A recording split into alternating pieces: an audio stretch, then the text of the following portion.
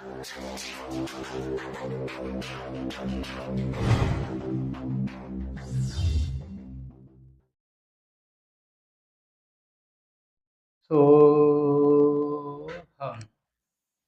जय श्री राधे, जय श्री कृष्ण आत्मा। आज के वीडियो में हम आपको सोहम के विषय में बताना चाहेंगे। सोहम एक वैदिक मंत्र है और ये याद दिलाता है कि मैं क्या हूँ। तो हम भूले हुए हैं अपने स्वरूप को, अपने आप को। तो भगवान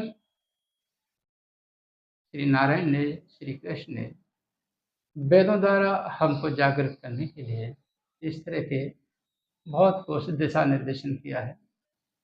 तत्त्वमसि यानी तत्त्वम असि, सोहम, अहम ब्रह्मास्मि, इस तरह के आजाद बहुत से महावाक्य दिए हैं हम लोगों को जगाने के लिए। इनमें से एक सोहम है। सोहम के विषय में हम बताना चाहूँगा और आप इसे सुनते रहिएगा। यह तो आपको इस सोहम के विषय में जो जानेंगे उसको हृदय में धारण कर लेंगे। अब यकीन कीजिए, विश्वास कीजिए कि इसके धारण करने से जीवन के जितने भी क्लेश हैं, अशांति हैं, सब खत्म हो जाएंगे। प्रारब्धवश अगर दुख आ रहा है तो दुख को सहन करने की शक्ति मिलेगी। हमारा जो अज्ञान है, अज्ञान खत्म हो जाएगा। तो इसे समझने के लिए इधर चलते हैं भगवान श्री कृष्ण के गोलोक धाम के। वहाँ भगवान की नित्य लीलाएं होती रहती हैं।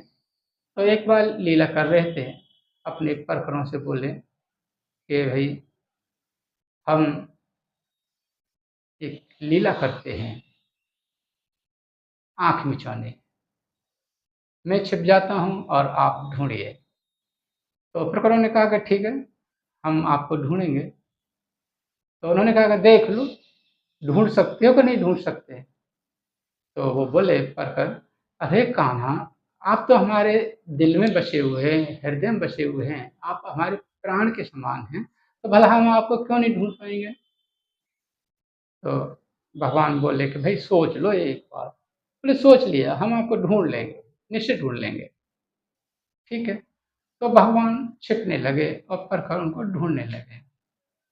भगवान ने ढेर सारी मूर्तियाँ तैयार की, मनुष्य, देवता, किन्नर, राक्षस, कीड़ा मकोड़े, जीव जंतु, पेड़ पौधे, और इनमें ये ढूँढते छिपते रहे और प्रखर उनको ढूँढते रहे, कभी किसी, कभी कहीं, कभी कहीं।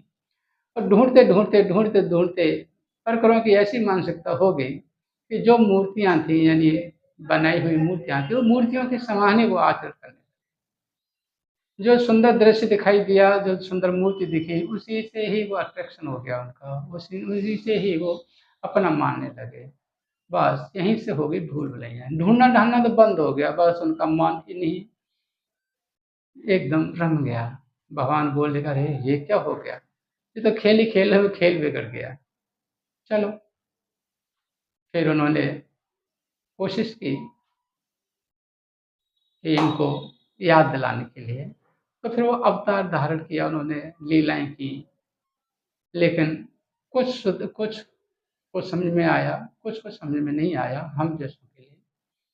तो फिर उन्होंने सोचा कि ऐसे भूल भुलैया पड़ती रहेंगी, तो इनके और उन्होंने एक प्लानिंग की और एक बहुत सुंदर नगर समूह की रचना की। भगवान तो जादूगर हैं ही हैं, मायावी हैं। अपनी माया से एक बहुत बड़े कई नगरों का समूह तैयार कर दिया और उन्होंने अपने तो जो अपरकर रूप में जो भटक रहे थे, अब तो परकर नहीं कहेंगे, अब तो जीव प्राणी कहेंगे, क्योंकि भगवान को भूल गए और इधर उधर तो फंस गए।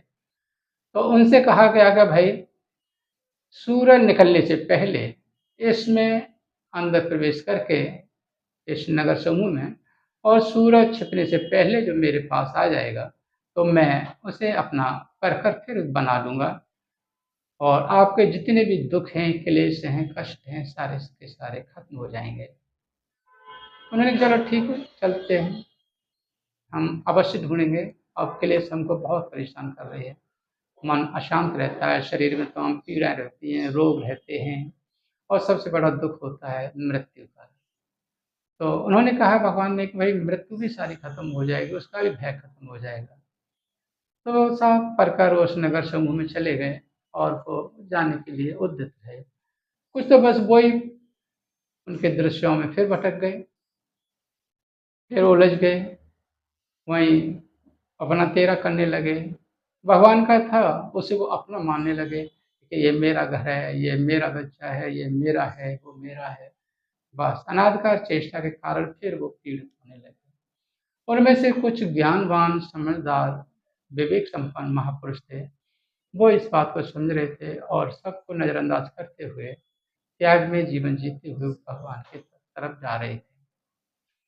तो उन्होंने कहा कि भाई तुम यहाँ अपना वक्त क्यों बर्बाद कर रहे हो? सूरज छिप सकता है, छिपने वाला है, तो क्यों न भगवान के परकर बनने के लिए आगे बढ़ा जाए। तो आप इसको ये समझिए कि तुम कौन हो? तो फिर उन्होंने भगवान के विषय में चर्चा की महापुरुषों ने, और उनसे कहा गया कि भाई तुम उनके परकर हो। भगवान श्री कृष्ण यानी भगवान परब्रह्म परमात्मा हैं। वो अजर, अमर, अविनाशी हैं। उनकी मृत्यु नहीं होती, उनको जन्म नहीं होता, वो कभी बूढ़े नहीं होते, उन्हें कोई रोग नहीं होता। उन्हीं के आप अंशज हैं, परकर हैं। आप कभी बूढ़े नहीं होंगे। आप बूढ़े नहीं होंगे इसलिए आप बुढ़ापा पसंद नहीं करते। आपकी मृत्यु नहीं होती है, इसलिए आप इस शरीर को धारण करके शरीर को ही मान रहे हैं अपना स्वरूप, लेकिन फिर भी आप मृत्यु को धारण नहीं करते। आप निरोग हैं, इसलिए अगर रोग हो जाता है इस शरीर को तो आप रोग को पसंद नहीं करते। ये इससे सिद्ध होता है कि आप अजर, अमर, अविनाशी, परखर हो, भगवान के भक्त हो, भगवान के अंश हो। आप उन्हीं जैसे हो। बोलो सोहम। फिर उन्होंने उच्चारण किया सोहम। सोहम का अर्थ है वो है और मैं, यानी इसको अलग अलग संद विच्छेद करेंगे। सह धन अहम, यानी वह है सो मैं हूँ। अच्छा, इसमें अस्मि और जोड़ देंगे, सो हम अस्मि, यानी वो है सो मैं हूँ। इसका ये अर्थ हो जाएगा। तो आप प्रयास कीजिए कि आप शरीर धारण किए हुए हैं, एक पोशाक पहने हुए हैं। शरीर आत्मा की ये पोशाक है, शरीर है जो जीर्ण शीर्ण होने वाली है, जन्म लेती है, वृद्धि होती है, उसके बाद में इसका ह्रास होता है, मृत्यु होती है। इसको आप छोड़ दीजिए, इससे मोह खत्म कर दीजिए, आप अपने स्वरूप में स्थित हो जाइए। फिर देखिए जीवन का सचमुच आनंद ही आनंद है। मैं समझता हूँ कि आपको ये अच्छी तरह से समझ में आया होगा, अपनी वास्तविक सच्चाई क्या है। हम मैं हूँ सो परमात्मा है, परमात्मा है सो मैं हूँ। अच्छा ये बताइए इसमें सर वो परेशानी किस बात की है? जैसे गंगा जल है, तो गंगा जल बोतल में भरा हुआ है, तो क्या गंगा जल बोतल का भरा हुआ यूँ नहीं कह सकता है कि मैं गंगा जल हूँ? हैं? वो भी बता सकता है कि मैं गंगा जल हूँ, नदी में जो बहने वाला जल है वो भी गंगा जल है। तो इसी तरह से जो परब्रह्म परमात्मा है वो मैं हूँ, यानी मैं उसका अंश। बस शरीर में पैकिंग हो रही है, बस इतना सा अंतर है।